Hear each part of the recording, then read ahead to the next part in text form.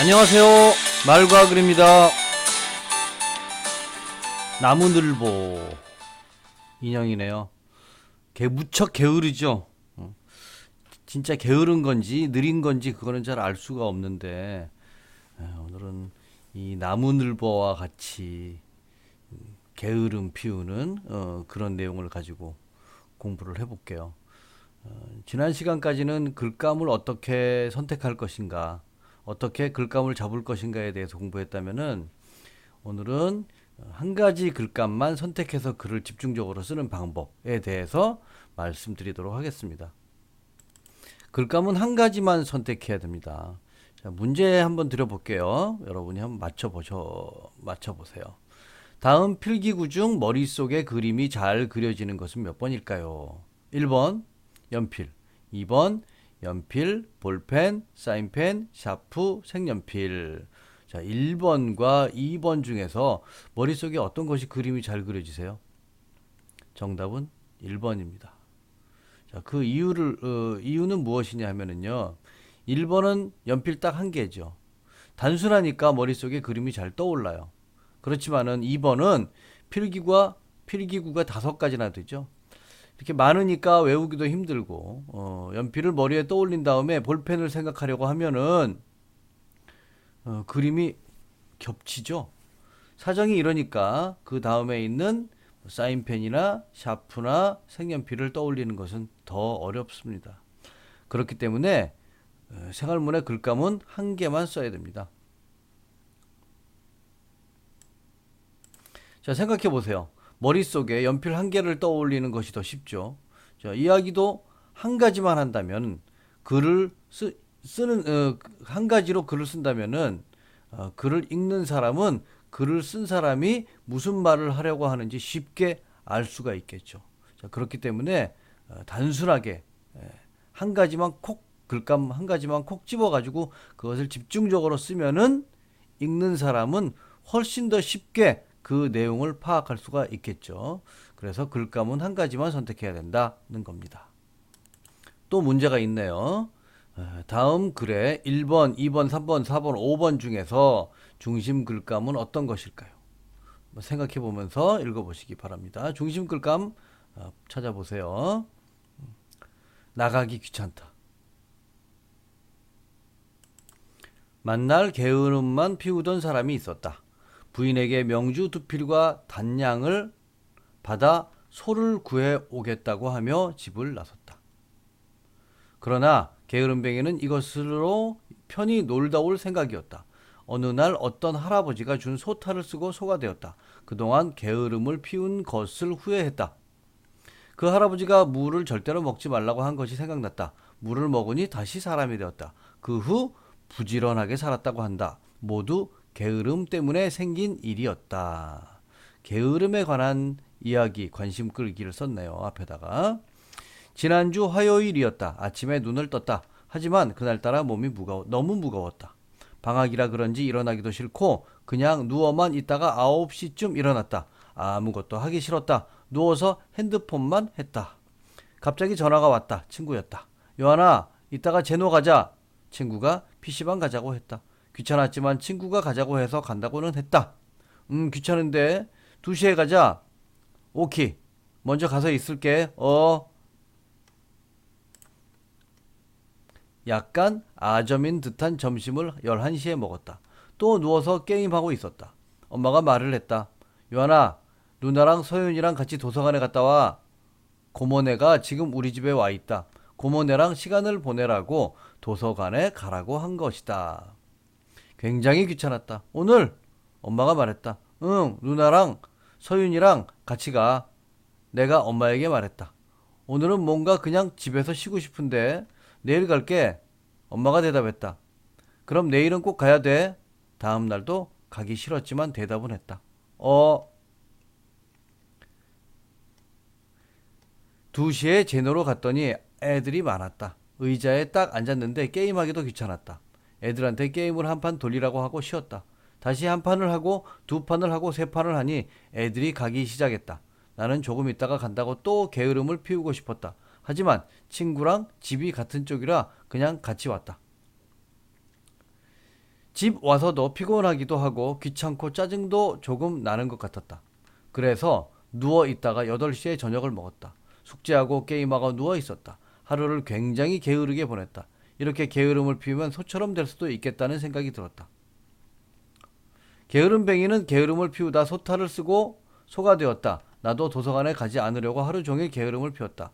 지금 생각해보니 너무 게으름을 심하게 피웠다. 앞으로 게으름병을 고치기 위해 일찍 일어나는 연습을 해야겠다. 조금 더 부지런하게 살아야겠다. 지금 보면은요, 글감이 1번, 2번, 3번, 4번 이렇게 있네요. 그렇다면 여기서 문제가 뭐냐면은 중심 글감이 어떤 거냐 물어봤죠. 이렇게 노란색 표시한 부분, 엄마 누나랑 서윤이랑 같이 도서관에 가라 그랬는데 가지 않은 거, 이게 중심 글감이 됩니다. 답은 2번이고요. 그러면 2번인 이유가 뭐냐면은 제목이 나가기 귀찮다죠. 이 제목은 1번, 2번, 3번과 관련이 있죠. 그러나 1번, 3번은 PC방에 가자는 제안을 받고 결국 밖에 나갔죠. 나가기 귀찮다와는 거리가 있습니다. 이렇게 따져보니까 2번이 중심 글감이 되겠네요.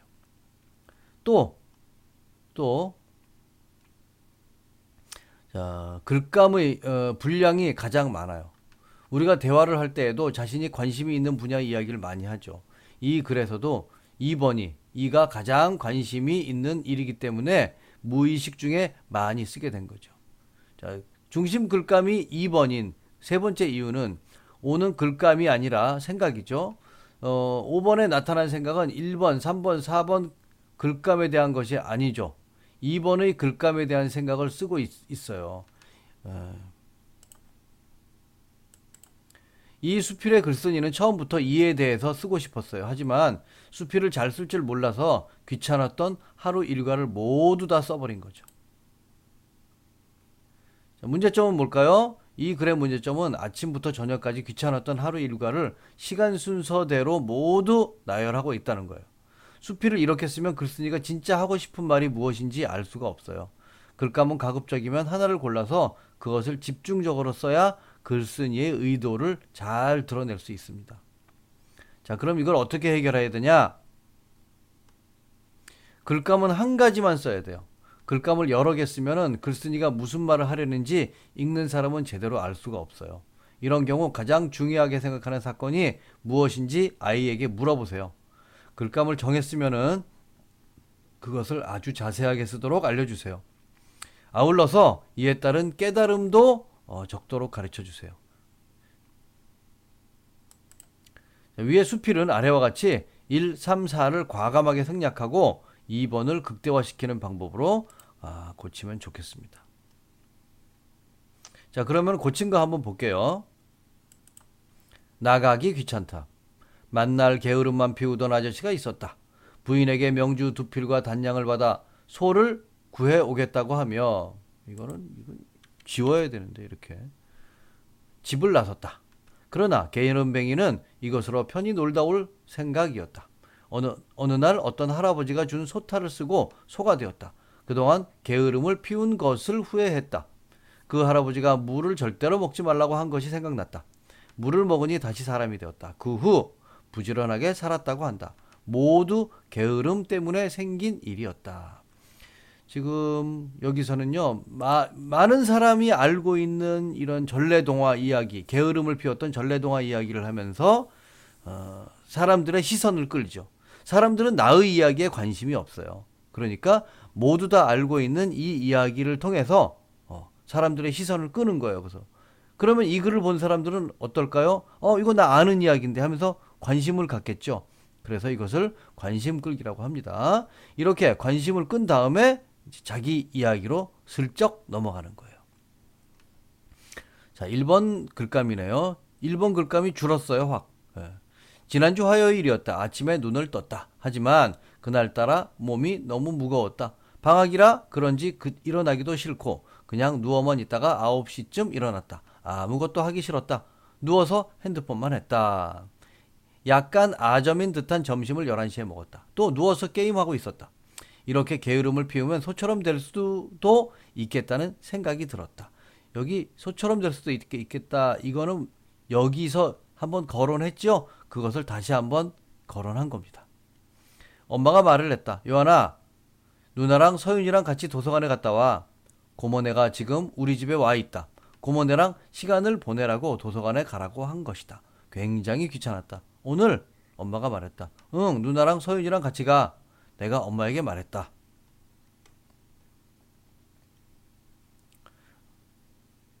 오늘은 뭔가 그냥 집에서 쉬고 싶은데 내일 갈게. 엄마가 대답했다. 그럼 내일은 꼭 가야 돼? 다음 날도 가기 싫었지만 대답은 했다. 대답은 했지만 다음 날도 이렇게 게으름을 피우다가 도서관에 안 갈 것 같다는 생각이 들었다. 계속 이렇게 쉬면서 침대에 누워 있고 싶다.